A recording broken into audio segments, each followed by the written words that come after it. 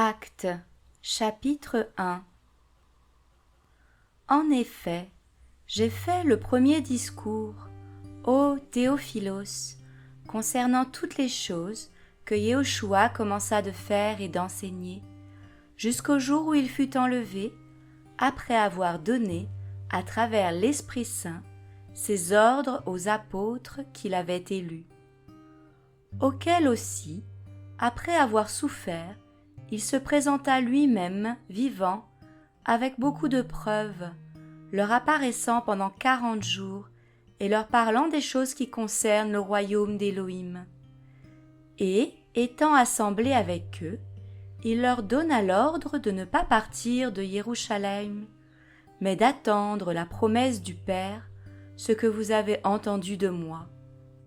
Parce que Johanan a en effet baptisé d'eau, mais vous, vous serez baptisés dans l'Esprit Saint, pas après de nombreux jours.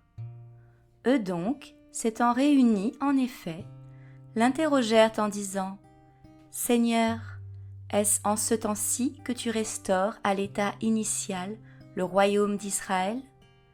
Mais il leur dit « Ce n'est pas à vous de connaître les temps et les mesures de temps que le Père a fixées de sa propre autorité.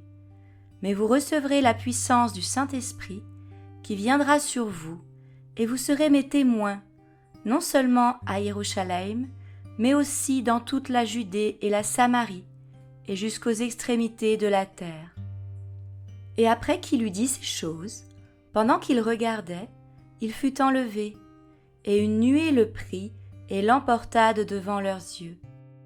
Et comme ils avaient les yeux fixés vers le ciel pendant qu'ils s'en allaient, voici, 2 hommes en vêtements blancs se présentèrent devant eux, et ils dirent « Hommes galiléens, pourquoi vous tenez-vous là, regardant vers le ciel?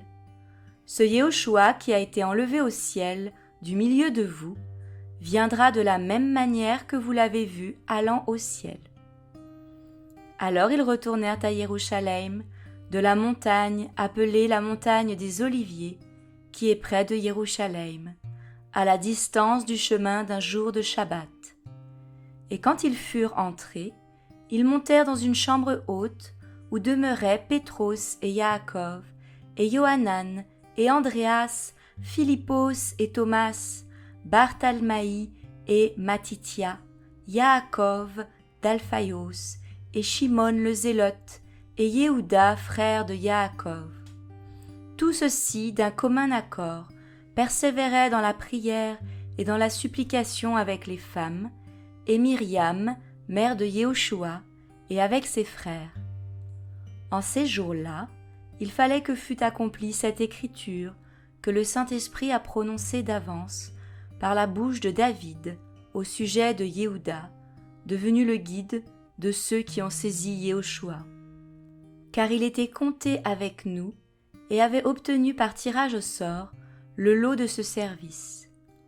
En effet, après avoir acquis une terre avec le salaire de l'injustice qui lui avait été donnée, il est tombé la tête la première, s'est rompu par le milieu, et toutes ses entrailles ont été répandues.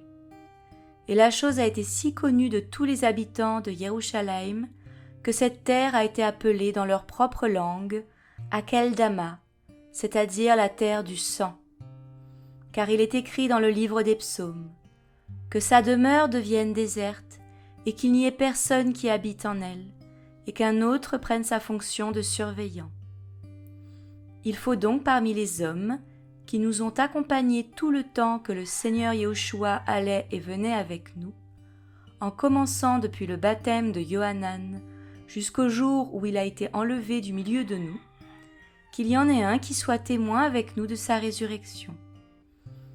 Et ils en présentèrent 2, Yoseph, appelé Barsabas, surnommé Juste, et Matthias, et en priant, ils dirent « Toi, Seigneur, qui connais les cœurs de tous, désigne lequel de ces 2 tu as choisi, pour prendre le lot de ce service et de cet apostolat que Yehuda a abandonné pour aller en son lieu. » Et ils jetèrent le sort sur eux, et le sort tomba sur Matthias, et il fut désigné par vote pour être avec les 11 apôtres.